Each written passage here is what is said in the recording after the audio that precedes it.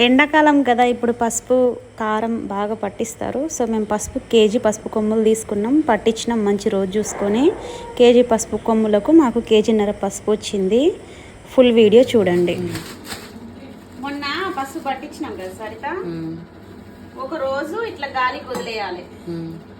గాలికి వదిలేస్తే మంచిగా అది వేడిపోతుంది.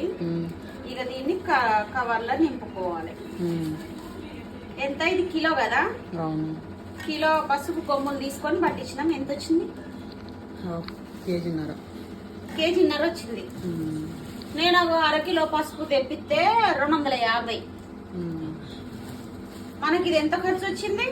పసుపు కొమ్ములు కిలో 160. 160 పడ్డది మాకు పసుపు కొమ్ములు. పట్టించినందుకేమో 40 తీసుకున్నాడు. 200. 200కి మాకు కేజీన్నర పసుపు వచ్చింది. మా ఆయన ఏమో 250 225 ఎంతో ప్యాకెట్ పడేసిన. అది చూపియనా మా ఆయన తెచ్చిన పసుపు? ఇదే 220 పసుపు. ఇది నల్లగా ఉంది, కూర నల్లగా అవుతుంది. ఇది అయితే మంచిగా ఉంది. దీంతో మంచిగా ఫేస్ ప్యాక్ కూడా పెట్టుకోవచ్చు.